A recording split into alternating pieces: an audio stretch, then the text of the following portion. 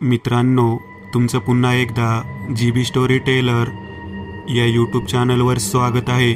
आजच्या आपल्या गोष्टीचं नाव आहे मला माफ करा, लेखक समीर गडेकर. पण गोष्ट सुरू करण्याआधी जर कोणी या चॅनलवर पहिल्यांदाच आलेले असाल तर त्यांनी या चॅनलला सबस्क्राईब करायला विसरू नका. चला तर मग अजिबात वेळ न घालवता गोष्टीला सुरुवात करूया.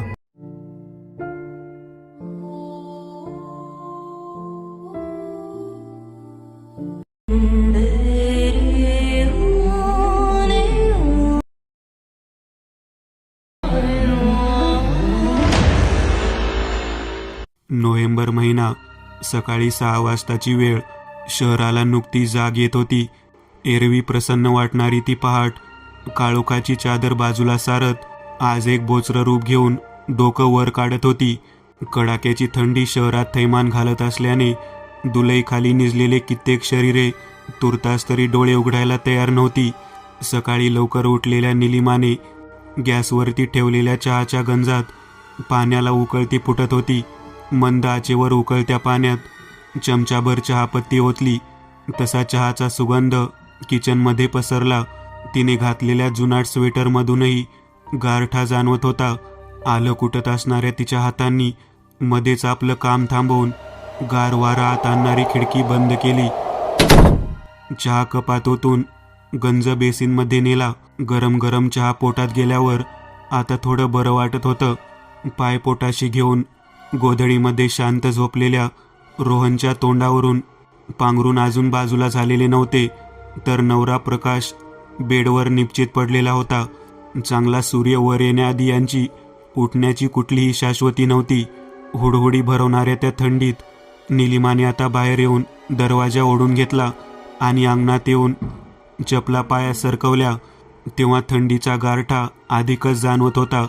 दोन्ही हातांची घडी घालून साडीचा पदर डोक्यावर घेऊन तिची पावलं गेटकडे वळली. आवाज करत लोखंडी गेट उघडताना त्याचा थंडगार स्पर्श तिच्या हाताला जाणवला. कर्र आवाज करणारा ते गेट बाहेर येऊन तिने पुन्हा लावून घेतलं आणि ती रस्त्यावर आली. रस्त्यावर अजूनही चिटपाखरूही दिसत नव्हतं. एवढ्या थंडीत सकाळच्या वेळी कोण कशाला बाहेर निघणार. झपाझप पावले टाकत ती सखूबाईच्या घराकडे निघाली. सखूबाई तिची कामवाली गेले 4-5 दिवस कामाला आली नव्हती. झोपडपट्टीत राहणाऱ्या त्या गरीब म्हातारीकडे मोबाईल नसल्यामुळे घरी जाऊनच विचारपूस करणे भाग होते. 3-4 दिवस वाट पाहून अखेर तिला जाऊनच भेटावं म्हणून निलिमा आज भल्या पहाटेच तिच्याकडे निघाली होती. रस्त्याच्या दुतर्फा झाडे असल्याने तो भाग अधिकच थंड वाटत होता, तर थंडीत न्हावून निघालेली वृक्षवल्ली आळस झटकून टाकत असताना होणाऱ्या हालचालीने थंड वारा रस्त्यावर फेकला जात होता. तो बोचरा वारा चुकवत निलिमा झपाझप पावले टाकत होती. तेवढ्यात एक दूधवाला भैया सायकलवरून मोठमोठ्या दुधाच्या केटल्या दोन्ही बाजूला बांधून सायकल चालवत पुढे निघून गेला. बाकी रस्ता निर्मनुष्य होता.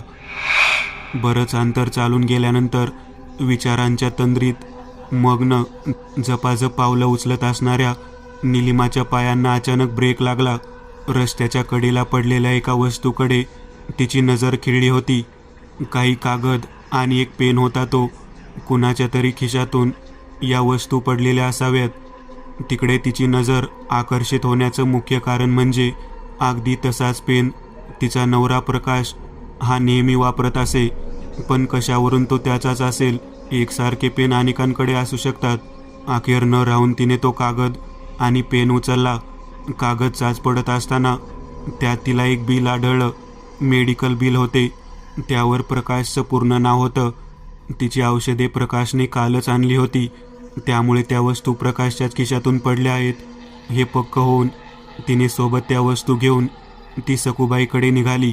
निलिमा सखूबाईकडे पोहोचली तेव्हा म्हातारी अंथरुणाला खिळलेली होती. ताप भरलेला असावा. औपचारिक विचारपूस केल्यानंतर बरी झाल्याशिवाय सखूबाई कामावर येणार नाही हे नक्की झालं. सखूबाईच्या मुलीने निलिमासाठी चहा ठेवायला गंज हाती घेतला तेव्हा निलिमाने हातानेच नकार दिला.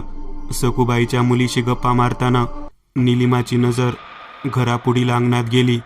तिकडे बघत असतानाच रस्त्यावर सापडलेल्या कागद पेनमुळे डोक्यात जन्माला घातलेल्या साशंकतेचे भुंगा आता चुकून अजून मोठा झाला.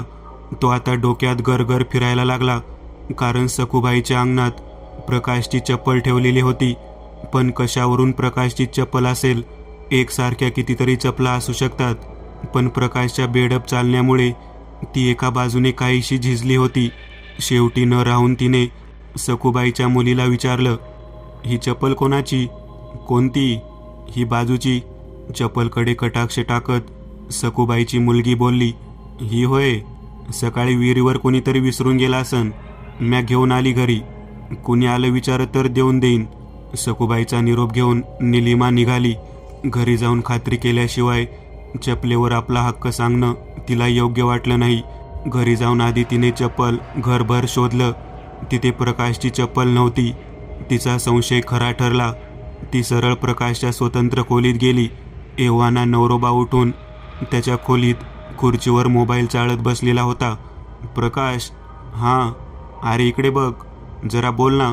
अरे हा तुझा पेन आणि कागद रस्त्यावर पडले होते. तिकडे बघून प्रकाश थोडा गांगारला. ते मला काय माहीत नाही. म्हणजे ते मला नाही माहीत कसं पडलं ते. गाडी चालवताना कदाचित झटका बसून पडले असतील. अरे पण काल दिवसभर तू गाडी काढलीच नाही. अरे हो बरोबर, असेल ना. मग परवा पडले असतील. त्यात काय एवढं? प्रकाश, यात मेडिकलचं बिलही आहे, जे काल औषध खरेदी केल्यावर मिळालं. म्हणजे कागद कालच तुझ्या खिशातून पडलेत. अरे यार, तुम्ही लोक पण ना. सकाळी सकाळी. प्रकाश जवळजवळ चिडला होता. पण निलिमाकडे दुसरा प्रश्न तयार असल्याने तिने पहिल्या प्रश्नावर जास्त भर दिला नाही. आणि चप्पल कुठे आहे? चप्पल हां, हो, चप्पल आहे ना. नाही म्हणजे असेल ना. चप्पल कुठे असणार? आहे, चप्पल घरात ठेवली ना. प्रकाश, तुझी चप्पल घरात नाही आहे. अरे असं कसं? मग कोणी नेली माझी चप्पल? प्रकाश अडखळत होता. थोडी विश्रांती घेऊन शांत होऊन निलिमा बोलली, प्रकाश, तुझी चप्पल सखूबाईकडे मिळाली. ती बोलते विहिरीवर मिळाली. चाललंय काय हे? अरे असं कसं? पण मी काय म्हणतो त्याचं काय? अगं या कामवाल्या म्हणजे चोरट्या एक नंबरच्या. नेली असेल चोरून. अजून काय? निलिमा शून्य झाली. पण लगेच तोंड उघडत, तसा अजून एक प्रश्न आहे. अगं माझी डिटेक्टिव्ह राणी, काय हे सकाळी सकाळी? तेवढ्यात प्रकाशचा फोन वाजला. अगं तुझा, मी नंतर बोलतो तुझ्याशी, मला बोलू दे. हॅलो, हां बोलतोय ना. आता निलिमाचा नाईलाज झाला. साशंक मनाने ती घरात जाऊन कामाला लागली. रोहनच्या शाळेची गडबड, स्वयंपाक, धुणी भांडी, झाडू पोचा सगळं आटोपून ती निवांत झाली.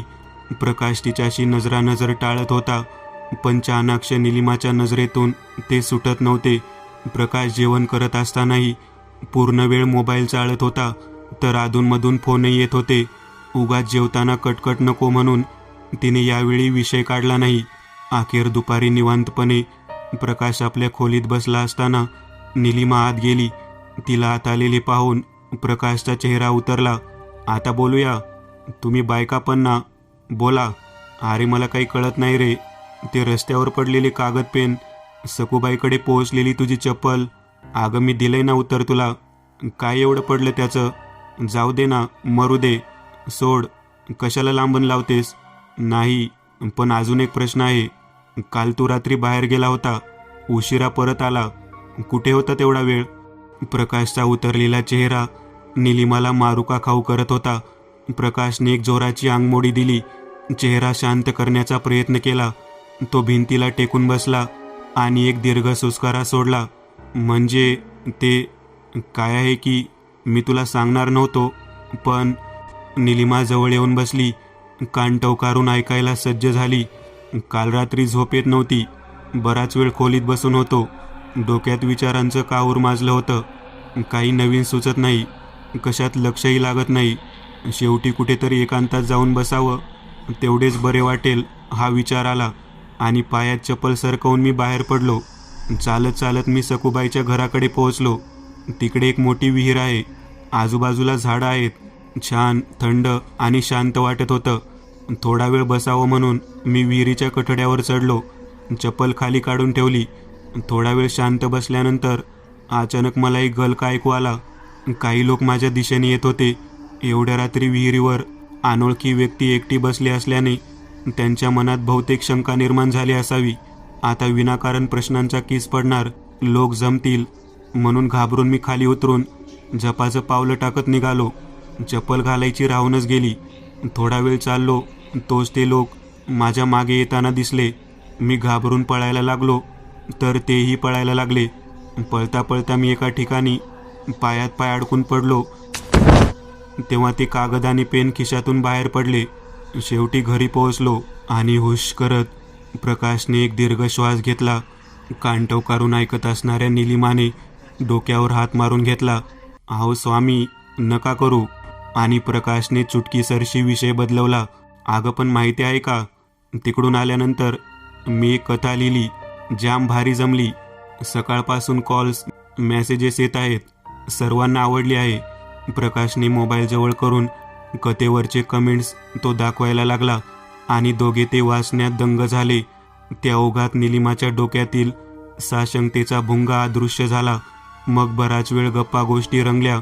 त्या रात्रीनंतर निलिमाने मात्र एक वेगळाच बदल आपल्या नवऱ्यांमध्ये अनुभवला. एरवी थोडी शांत, कधी उदास राहणारा प्रकाश आता भलताच आनंदी वाटत होता. फोन कॉल्स, मित्रांच्या गाठीभेटी, गच्चीवरील बैठका, हे सर्व प्रकार वाढत होते. प्रकाशच्या लिखाणाचा वेगही वाढला होता. त्या रात्री लिहिलेल्या कथेवर बरीच चर्चा झाली. एका प्रकाशकांनीही स्वतः फोन करून या पातळीचा लिखाण असल्यास आम्ही नक्की छापू म्हणून कळवले होते. आता तर स्वारी अधिकच आनंदी होती. निलिमाच्या मैत्रिणींपैकी काहींनी पण छान लिहितो ग तुझा नवरा म्हणून अभिमानाचं दान निलिमाच्या पदरात टाकलं होतं. शेजारी पाजारी गप्पा मारायला जमले की विषय काढतच. एक दिवस दुपारी सर्व कामं आटपून निलिमा निवांत बसली होती. एका मैत्रिणीने जेव्हा तिला विचारलं की कथेतला अमुक एक प्रसंग मला खूपच आवडला, तुला काय वाटते, तेव्हा निलिमाने मी कथा वाचलीच नाही हे सांगितल्यावर त्या मैत्रिणीने डोक्यावर हात मारून घेतला होता. सबब निलिमाने आज कथा वाचायला घेतली. मोबाईलवर कथेचा पेज उघडल्यावर लाईक आणि कमेंटचा पडलेला पाऊस पाहून निलिमा आनंदली आणि तिने कथा वाचायला सुरुवात केली. जसजशी ती कथा वाचत होती तसतसा तिचा चेहरा पांढरा फटक पडत होता. चेहऱ्यावरचे भाव बदलत होते. एक अनामिक भीती, काळजी, शंका कुशंकांनी तिचं डोकं भरून गेलं. कथा वाचून मोबाईल बाजूला फेकून छताकडे बघत शून्यात हरवली. ती अशीच एका काळोखाकडे झेपावत जात असलेली उदास संध्याकाळ होती. कारण आकाशात ढग जमून आले होते. एरवी संधी प्रकाशात नावून निघणाऱ्या परिसरावर एक हलक्याशा काळोखाचं आच्छादन झालं होतं. थोड्याच वेळात पावसाला सुरुवात होण्याची चिन्हे दिसत होती. जोराचा वारा सुटून रस्त्यावरील कचरा सैरावैरा धावत होता. जो तो घाई गडबडीने घराकडे परतत होता. आपल्या लिखाणाच्या स्वतंत्र खोलीत लिखाणाच्या टेबलावर 2 पाय वरती ठेवून खुर्चीत बसलेला प्रकाश समाधी लागल्याप्रमाणे खिडकीतून दूरवर असलेल्या एका निष्पर्ण झाडाच्या नुसत्याच उरलेल्या खोडाकडे टक लावून पाहत होता. आपल्या जीवनाचं प्रतिबिंब त्या झाडांमध्ये तो बघत असावा. लेखनाच्या क्षेत्रात 10 वर्ष घालवूनही अपेक्षित यश प्रकाशला अजून साधता आलेले नव्हते. सर्वसामान्यांनी नाव घेताच ओळखावे इतपत प्रसिद्धीपर्यंतही तो पोहोचू शकला नव्हता. थोडाफार प्रतिसाद, कधी कुणी अनोळखी वाचकाने फोन करून केलेलं अभिनंदन, तर कधी मित्रांनी कुतूहलाने त्याच्या कथांविषयी मारलेल्या गप्पा, छोट्या मोठ्या स्पर्धांमध्ये मिळालेली काही पारितोषिके. यापुढे त्याचा प्रवास अजूनही गेलेला नव्हता. त्याच्या कथांची काही पुस्तके जरी छापली गेली असली तरी त्याला विशेष असा प्रतिसाद मिळालेला नव्हता. 10 वर्षांचा एकत्रित हिशोब केल्यास अजून तरी अपयशी हा शेरा त्याच्या गुणपत्रिकेवर मारला गेलेला होता. अपयश त्याला अगदी दुरून खुणावत त्याची टर उडवत होते. जसजसा काळ जात होता तसतसे ते अधिक जवळ येत होते आणि आता तर ते अक्षरशः त्याच्या मानगुटीवर बसून त्याने प्रकाशचं जगणं कठीण करून टाकलं होतं. त्याचा धीर आता सुटत चालला होता. मनाने खचून जाऊन तो कोसळण्याच्या सीमेवर येऊन पोहोचला होता आणि त्याच्या निराशेचा त्याच्या मनावर इतका खोलवर परिणाम झाला होता की त्याच्या लिखाणावरही त्याचा परिणाम व्हायला लागला होता. नवीन काही सुचेनासं झालं होतं. कामात पूर्वीसारखा उत्साह वाटत नव्हता. आज आयुष्याच्या शेवटच्या टप्प्यातून प्रवास करत असलेला प्रकाश सुन्न मनाने खिडकीतून दिसणाऱ्या त्या निष्पर्ण झाडाकडे बघत आयुष्याचा एक वेगळाच बेत आखत होता. एका नवीन प्रवासाची तयारी त्याने चालवली होती. विचाराच्या डोहात बुडालेल्या प्रकाशच्या डोळ्यापुढून भूतकाळातील सर्व घटना, प्रसंगांचा प्रवाह झरझर वाहून जात होता. पण खळखळ वाहणाऱ्या नदीच्या मधोमध घट्ट उभ्या असलेल्या एखाद्या झाडाप्रमाणे अपयश नावाचा सैतान अगदी ठाण मांडून बसला होता. त्या खिजवणाऱ्या अपयशाला बाजूला करून त्याला आपल्या भूतकाळाकडे पाहणे शक्य होत नव्हते. किंबहुना एक भकास उदास आवरणाखाली भूतकाळात त्याला सौंदर्य शोधणे शक्य होत नव्हते. दुखावल्या गेलेल्या त्या आयुष्याला आता सुंदर पहाट उगवण्याची आशा संपुष्टात आली होती.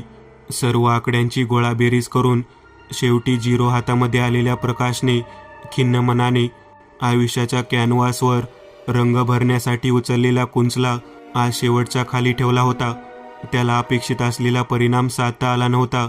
चितारलेल्या चेहऱ्यामध्ये आनंदी रंग त्याला भरता आले नव्हते. उदास, नाराज भावनांचे उत्सर्जन करणारा कॅनव्हास तो आज फाडून टाकणार होता. जग जिंकण्याच्या जिद्दीने पेटलेला एक वेडा योद्धा आज मैदान सोडणार होता. मनाच्या एका कोणत्यात दबला गेलेला आशेचा किरण आता कधीच डोकं बाहेर काढू शकणार नव्हता. रात्रीचे जेवण त्याने खोलीतच मागवून घेतले होते. 10 वाजले. निलिमाने आणून ठेवलेल्या जेवणाच्या ताटातील जिन्नस आता थंड पडले होते. भूक मेलेला प्रकाश त्या ताटाकडे पाहून स्वतःशीच हसला. आयुष्याचंही असंच आहे. ताजेपणा आहे तोवर मजा आहे. एकदा का शीळ झालं तर नकोसं होतं. तो स्वतःशीच पुटपुटला. अगदी नौके लेखकसुद्धा त्याच्या पुढे निघून गेले होते. त्यांच्याशी स्पर्धा करूनही अपयश तर हाती येतच होतं. पण ती स्पर्धाही त्याला लाजिरवाणी वाटत होती. घड्याळाच्या काट्याकडे पाहत असलेला प्रकाश 12 वाजण्याची वाट पाहत होता. आपली सर्व वाचनाची पुस्तके, वह्या, पेन, रद्दी, कागद, कपाटातील काही पारितोषिके, भिंतीवर लावलेली प्रमाणपत्रे यावर त्याची नजर फिरत होती. जणू त्या सर्वांशी नजरेनेच तो शेवटचा संवाद साधत होता. तो जागेवरून हळूच उठला. आपल्या लिखाणाची वही हातात घेतली. त्यात बरेचसे कोरे कागद होते. त्यातील लिखाण केलेले कागद फाडून त्याने डस्टबिनमध्ये टाकले. आता फक्त त्या वहीत कोरे कागद उरलेले होते. त्यावर त्याने पेनाने जीवन हा शब्द लिहून ती खाली ठेवली आणि उदासवाणी लाचार हसू त्याच्या ओठांवर फुलले. एव्हाना 12 वाजले होते. खोलीतून तो बैठकीत आला. निलिमा आणि रोहित शांत झोपले होते. अंतिम शरणागतीच्या मार्गावर निघालेल्या प्रकाशची पावले गोधडीखाली निजलेल्या त्या इवल्याशा निरागस चेहऱ्याकडे व आयुष्याची दगदग विना तक्रार सोसत आपला हात घट्ट धरून असलेल्या साथीदाराच्या निपचित पडलेल्या त्या शांत देहाकडे बघत जागीच खिळली. असंख्य प्रश्नांचा भडीमार त्याच्या डोक्यावर व्हायला लागला. कृतज्ञतेच्या उद्रेकातून निर्माण झालेल्या अतृप्त लाटा त्याच्या हृदयावर येऊन धडका मारायला लागल्या. प्रकाशच्या जाण्याने त्या 2 जीवांच्या आयुष्यात जो वणवा पेटणार होता त्याची धग सहन करण्याचं बळ त्यांच्यामध्ये आहे का? आपल्या टोकाच्या निर्णयामुळे उठलेल्या वादळात उन्मळून पडलेला संसार पुन्हा उभा राहून फुलणे शक्य होईल का? आपल्या कर्माची शिक्षा इतरांना देणे योग्य होईल का? प्रकाश बाजूला असलेल्या लाकडी खुर्चीवर विचारमग्न परिस्थितीत आपसुकच बसला. एरवी आईने राग काढून धपाटी घातल्यावर एका कोणत्यात मुळमुळ रडत बसणारा, पण लगेच पप्पांनी येऊन उचलून घेऊन चॉकलेट आणून दिल्यावर पुन्हा हसणारा रोहित. आपल्याला उचलायला ते हात आता पुन्हा पुढे सरसावणार नाहीत. तो मायेचा, आधाराचा उबदार स्पर्श आपल्याला पुन्हा जाणवणार नाही. निघून गेलेली बाबांची पावलं आता कधीच परतणार नाही. हे वास्तव स्वीकारू शकेन का? वडिलांच्या वाटेवर नजर ठेवून तो आशेत तेवत तसाच बसला राहील. आयुष्याची संध्याकाळ आठवणींच्या वळणावर रेंगाळत असताना, भूतकाळात वळून बघताना, आपल्या एकीपणाच्या जाणीवेतून, निलिमाच्या नयनक्षेतून ओघळणाऱ्या आसवाच्या प्रत्येक थेंबात जिवंत असलेला, आपला खाली मान घातलेला, लाचार आणि अपराधी चेहरा कधी मान वर करून तिच्या डोळ्यात डोळे घालून बघण्याची हिंमत करू शकेल का?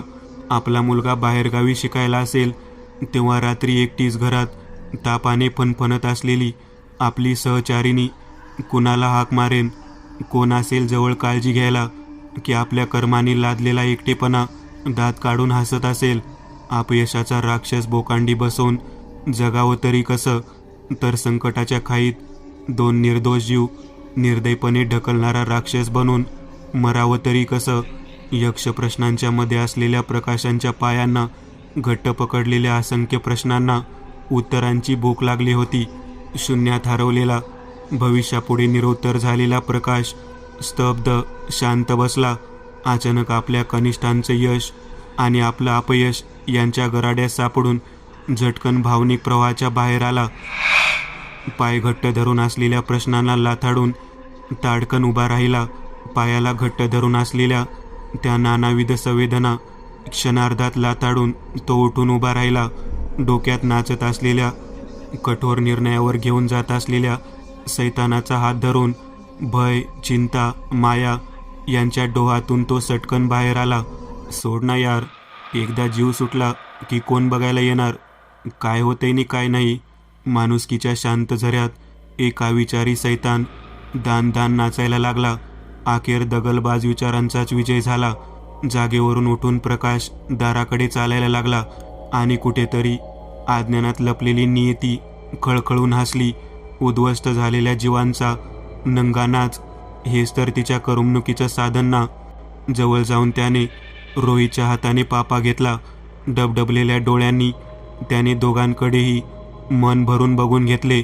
रात्रीच्या शांततेत बैठकीतून दारापर्यंतचा प्रवास त्याला शेकडो मैलांचा प्रवास जाणवत होता. अखेर बाहेर येऊन त्याने दार ओढून घेतले. कंपाऊंडच्या लोखंडी गेटमधून बाहेर पडताना त्यावेळेचा होणारा कर्र आवाज, त्या आवाजात त्याला एक हुंदका जाणवला. जणू आपल्या धन्याच्या शेवटच्या प्रवासाची चाहूल तेथील सर्व घटकांना लागली होती. रस्त्यावर येऊन त्याने थोडं चालल्यानंतर एक वार नजर वळवून घराच्या वास्तूकडे बघितले. ती निर्जीव वस्तू जणू हुंदके देत, आक्रंदन करत त्याला परत बोलावत होती. डोळ्यात जमलेल्या पाण्यातून प्रतिसाद देत त्याने आयुष्याच्या कित्येक वर्षात सुखदुःखात भागीदार असलेल्या त्या जागेचा निरोप घेतला. कारण त्याचा निर्धार ठाम होता. थंडी अंगात हुडहुडी भरत होती. स्वेटर घालण्याचे कष्ट त्याने घेतले नाही. गारठा अनुभवत रस्त्याने चालताना दुतर्फा असलेली झाडे खाली मान घालून खिन्न मनाने त्याच्या शेवटच्या प्रवासाची साक्षीदार बनली होती. थंड हवेची एक झुळूक त्याला चाटून गेली. अंगावर शहारे आले.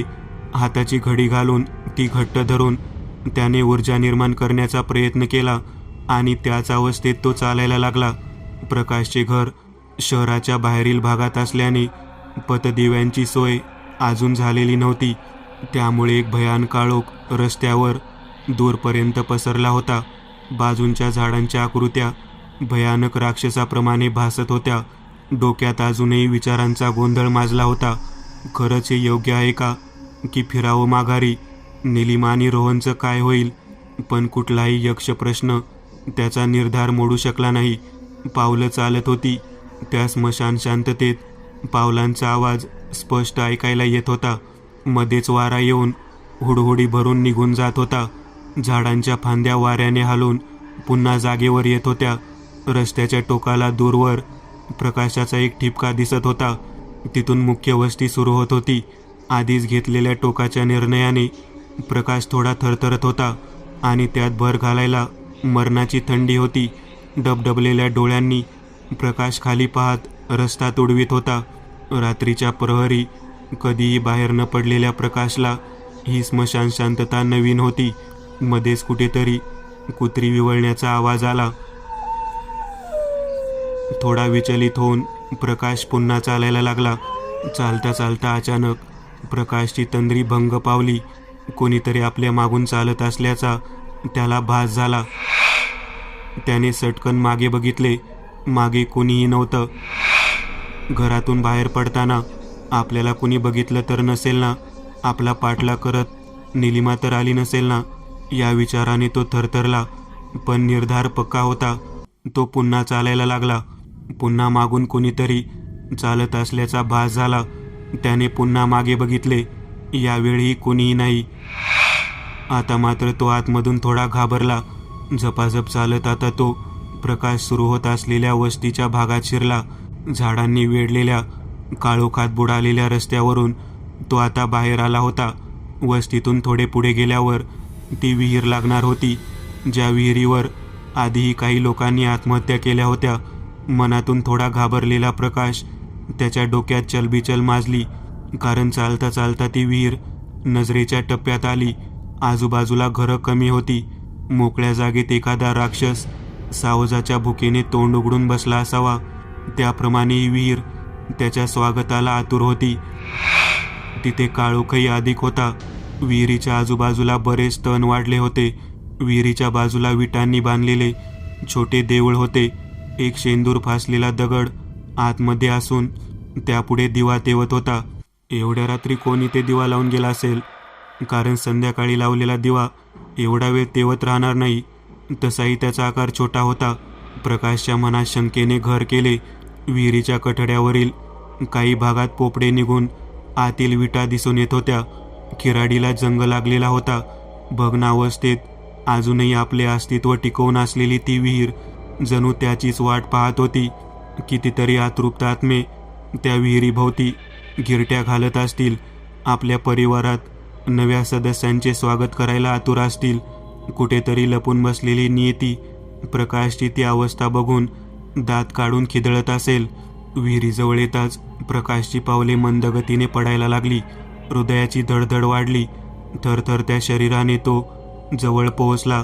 त्याने आत वाकून पाहिले आणि काळजाचा ठोका चुकला. खोलवर पसरलेल्या अंधारात बऱ्याच खाली काळेशार पाणी दिसत होते. त्याची हिंमत खचली. हृदयाच्या धडधडण्याचा वेग वाढला. तो विहिरीच्या कठड्याला टेकून थोडा वेळ तसाच उभा राहिला. काही सुचत नव्हते. आत उडी घेण्याची त्याची हिंमत होत नव्हती. थोडा शांत होऊन विहिरीच्या कठड्यावर 2 पाय वरती घेऊन तो बसला. चप्पल खाली काढून ठेवली. स्वतःला शांत करण्याचा प्रयत्न केला. शांत बसून निपचित पडलेल्या वस्तीवरून त्याची नजर फिरत होती. चिडीचूप शांततेत कुठलीही हालचाल होत नव्हती. आकाशात चांदण्यांनी गर्दी केली होती. चंद्र माथ्यावर दिसत होता. जणू एखाद्या कलाकाराचं जीव घेणं कसं पाहण्याकरिता प्रेक्षक श्वास रोखून बसावे, त्याप्रमाणे चंद्र, चांदण्या, वस्तीतील घरे, या परिसराचा प्रत्येक घटक त्याच्यावर नजर रोखून बसला होता. पण आतमध्ये उडी मारण्याचं त्याचं धाडस होत नव्हतं. डोक्यात जमलेल्या विचारांची आपापसात रस्सीखेच चालू होती. कधी जीव द्यावा या बाजूने विचार जात होता, तर कधी माघारी परतावं या बाजूने. विचारचक्रात अडकला असताना अचानक डोक्यात चाललेली धांदल अदृश्य होऊन तो सावध झाला. कारण कोणीतरी आपल्या मागे बाजूच्या कठड्यावर बसून आपल्याकडे पाहत आहे याची त्याला जाणीव झाली. त्याचं हृदय धडधडण्याचा वेग वाढला. त्याने हिंमत करून मान वळवली. तेवढ्या विरोधी कठड्यावर बसलेली एक आकृती झटकन अदृश्य झाली. पण क्षणात का होईना ते रूप त्याच्या डोळ्यांना स्पष्ट झालं. डोक्यावर केसांचा आंबाडा, कपाळावर भलं मोठं कुंकू, हिरवागार शालू आणि चेहऱ्यावर भयानक हास्य फुलवलेली एक वयस्कर महिलेची आकृती त्याच्या नजरेतून निघून गेली. अगदी गोठून टाकणाऱ्या थंडीतही प्रकाशला दरदरून घाम फुटला.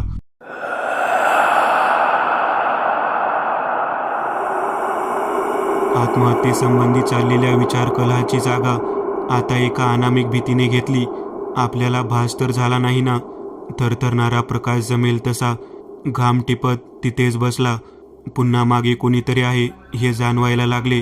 प्रकाशची आता मागे बघायची हिंमत होत नव्हती आणि तो तिथून पळूनही जाऊ शकत नव्हता.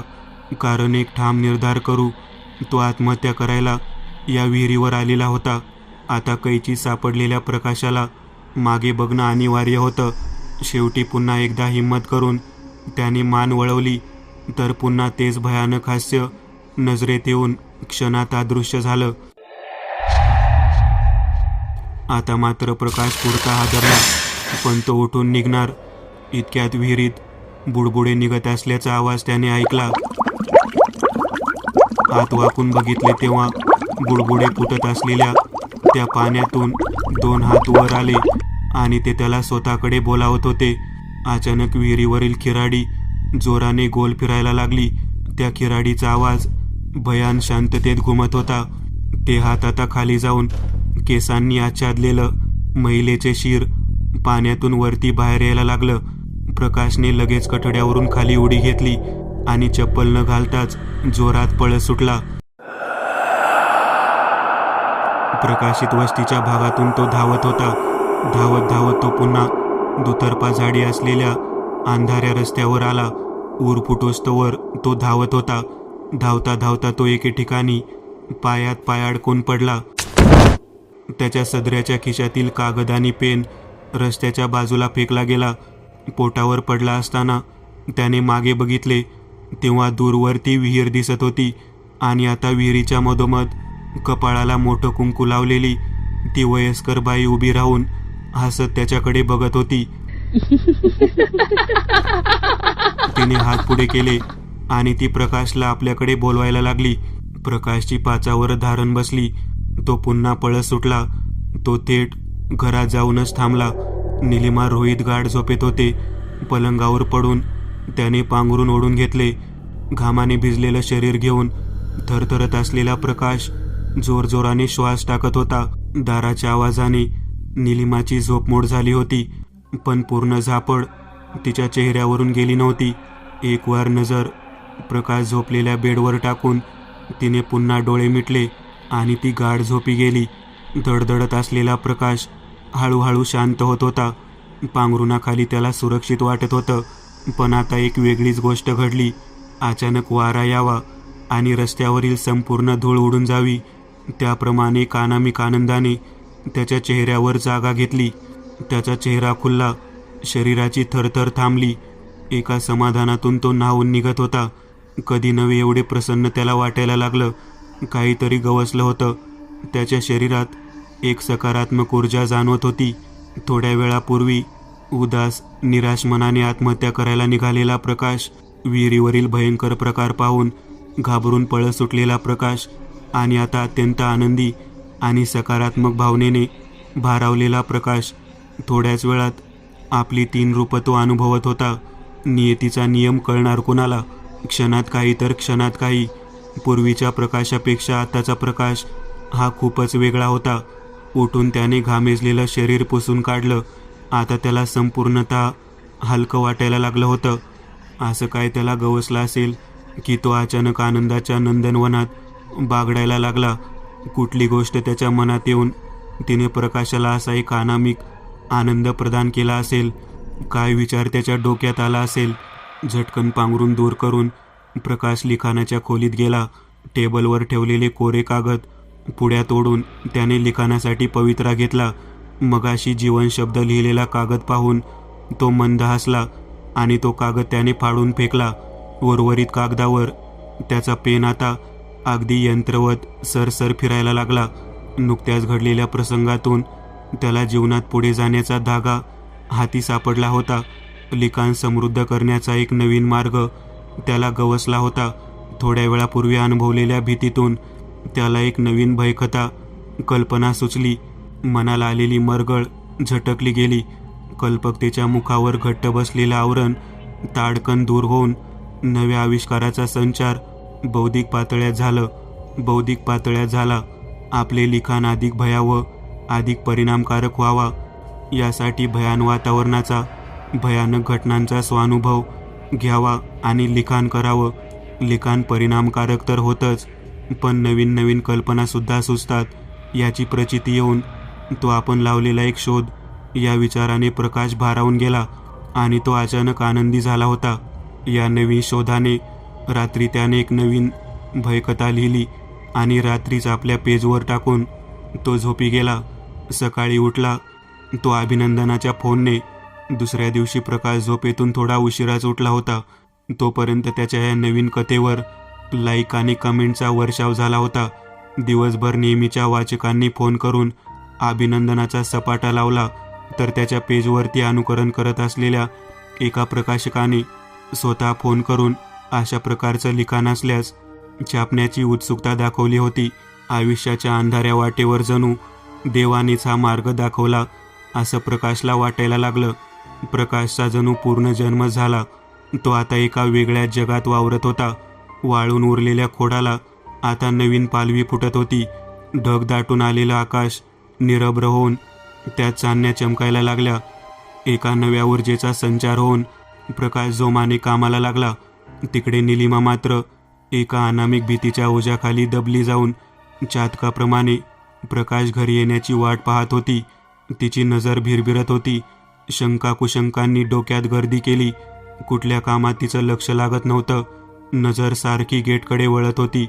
थोडा जरी आवाज झाला की प्रकाश आला असेल म्हणून पटकन बाहेर बघत होती. तिने प्रकाशच्या खोलीत जाऊन तेथील सर्व कागद तपासून बघितले. सर्व मजकूर वाचून बघितला. संध्याकाळ ऊन कलली. अंधार दाटायला लागला. प्रकाश घरी आला तेव्हा घरात शांतता पसरली होती. भिंतीला टेकून बेडवर निलिमा निराश हातबल होऊन खाली मान घालून विचार करत बसली होती. नवऱ्याला दारात बघताच तिने मान वर करून बघितले आणि पुन्हा मान खाली केली. प्रकाशला काही कळण्याच्या बाहेरचं होते. बॅग बाजूला ठेवून हळूच निलिमाच्या बाजूला जाऊन बसला. काय म्हणते म्हातारानी, आज एकदम शांत. निलिमाने एक वार त्याच्याकडे बघून पुन्हा मान खाली घातली. काही न बोलता प्रकाशने तिचा चेहरा हातामध्ये घेतला. तसा चेहऱ्याला झटका मारून ती बाजूला झाली. प्रकाशला काही कळेनासे झाले. अगं वेडाबाई, काय झालं? तुम्ही खोटं का बोलता हो माझ्याशी? खरं खरं सांगत का नाही? काय चाललंय हे? किती घाबरले मी. काय झालंय आजकाल तुम्हाला? काय हा खेळ करता? काही झालं तर बोला माझ्याशी. बंदुकीतून ताडताड गोळ्या सुटाव्यात तसे एका सुरात विश्रांती न घेता प्रश्नांचा मारा झाला. तेव्हा निलिमाची डोळे लाल झाले होते. अगं काय हे? काही कळू देशील की नाही? आणि काय झालं तरी काय? हे अचानक माझ्यावर तुटून पडायला. दिवस आनंदात गेला आणि संध्याकाळी हा उतरलेला चेहरा घेऊन तुम्ही लिहिलेली कथा वाचली मी. निलिमा जवळजवळ ओरडलीच. अरे वा, कशी वाटली? काही नाही. त्या दिवशी रात्री तुम्ही कुठे गेला होता? खरं खरं सांगा, नाहीतर मी. आणि एवढा वेळ रोखून ठेवलेला निलिमाच्या आसवांचा बांध फुटला. हुंदके देतच तिचे शेवटचे शब्द उच्चारले. आता तिचं अवसान गळून पडलं होतं. अगं बाई, हे बघ, तू रडू नकोस. डोळे पुस. मी बोललो ना, त्या दिवशी घडलेला सर्व प्रसंग मी तुला सविस्तर सांगितला ना. अचानक आलेल्या प्रश्नाने प्रकाश हादरला होता. त्याचा आवाज मंद झाला. चेहरा चिंताग्रस्त झाला. निलिमा एरवी त्याने लिहिलेल्या कथा वाचत नसे. तिला आवड नव्हती. यावेळी तिने कथा वाचली आणि प्रकाश पुरता फसला. पण त्याने चेहऱ्यावर तसे दिसू दिलं नाही. काही नाही, खोटे बोलले तुम्ही. तुमच्या कथेतील नायक हा एक लेखक आहे. तो आत्महत्या करायला जातो. तिथे त्याला भयानक अनुभव येतात व तो घरी जाऊन त्यावर कथा लिहितो आणि पुढे जाऊन तो मोठा नामांकित लेखक होतो. ही कथा, या कथेतील सर्व घटना त्या दिवशी घडलेल्या प्रसंगाशी मिळत्या जुळत्या आहे.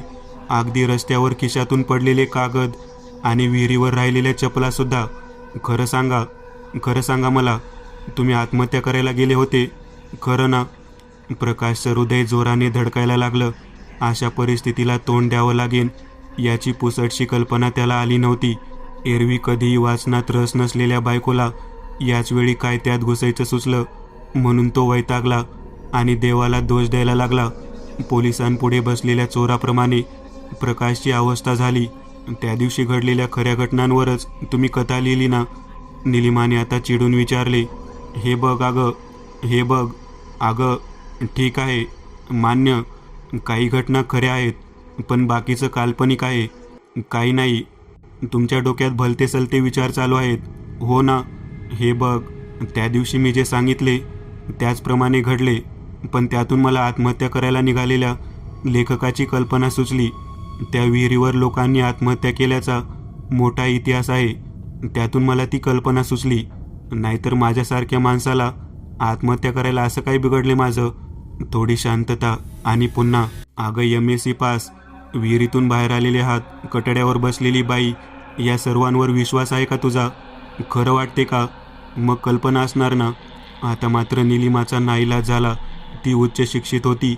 भूताखेतांवर तिचा विश्वास नव्हता. तिने प्रकाशला घट्ट मिठी मारली. तिच्या आसवांनी प्रकाशचा अंगरखा भिजायला लागला. प्रकाश, मला भीती वाटते रे. खरंच सांग ना, असं काही नाही ना? नाहीतर माझी आई. अरे हो, महत्त्वाची गोष्ट सांगायची राहिलं. प्रकाशने पटकन विषय बदलला. का, काय झालं? प्रकाशक मिळालाय. एक आणखी दीर्घ कथा लिहायची. या 2 कथा मिळून पुस्तक छापायला तयार आहे. अभिनंदन. दूर होत, डोळे पुसत, अगदीच हळू सुकलेल्या आवाजात निलिमा बोलली. नंतर प्रकाशने इकडले तिकडले विषय काढून निलिमाला असे काही गुंतवून ठेवले की झाले गेले विसरायला निलिमाला जास्त वेळ लागला नाही. शब्दांचे खेळ करण्यात पटाईत होता. शेवटी लेखकच ना. प्रकाशनेही आता झालं गेलं विसरून नवीन आयुष्याला सुरुवात केली. आता फक्त प्रयोग करायचे. बस, फक्त प्रयोग. बाहेर पडायचं, नवनवीन अनुभव घ्यायचे. घाबरायचं नाही. मृत्यूला कवटाळायला निघालेल्या व्यक्तीला कसलं आलंय भय? घरात बसून नवीन कल्पना सुचणार नाही. सर्व झपाटलेली ठिकाणं पालथी घालायची. नवीन विषय वाचकांना द्यायचे. अगदी घाबरून सोडणारे. आता माघार नाही. प्रकाश आता जिद्दीला पेटला होता. नव्या प्रयोगाला सुरुवात करण्यापूर्वी त्याने निलिमाची परवानगी घेतली. घाबरायचे कारण नव्हते. ती भूताकेतांवर विश्वास ठेवत नसल्याने तिनेही घाबरायचे कारण नव्हते. तिनेही लगेच परवानगी दिली आणि प्रयोगाला सुरुवात झाली. मिळेल त्या माध्यमातून भयानक ठिकाणांची माहिती काढायला सुरुवात झाली. मिळेल त्या माध्यमातून माहिती काढायला प्रकाशने सुरुवात केली. काही ठिकाणं बरीच दूर होती, तर काही थोड्या अंतरावर होती. पण एक गोष्ट मात्र त्याला कळली, ती अशी की शहराच्या अगदी बाहेरच्या बाजूला एक विस्तीर्ण टेकडी आहे. घनदाट झाडी. त्या भागात काही भयानक अनुभव लोकांना आल्याचे व्यक्तिगत चर्चेतून, काही मित्रांकडून कळले होते. आणि प्रकाशला पहिल्या प्रयोगाचं ठिकाण अगदी जवळच सापडले. झालं, ठरलं. प्रयोगासाठी प्रकाशने नेमका अमावस्येचा दिवस निवडला. काळोख अधिक म्हणून भयाच्या अगदी जवळ तो जाऊ पाहत होता. आपल्या बॅगमध्ये लिखाणवही, पेन, पाणी बॉटल, छोटा टॉर्च, सर्व आवश्यक सामान भरून रात्रीचे जेवण आटपून 11 वाजताच्या सुमारास पायात चपला सरकवून त्याने निलिमाचा निरोप घेतला. एव्हाना रोहित झोपला होता. चालत चालत तो मुख्य रस्त्यावर आला. रस्ता सुनसान होता. त्याने मोबाईल बाहेर काढून वेळ बघितली आणि शहराबाहेर जाणाऱ्या रस्त्यावर त्याची पावलं चालायला लागली.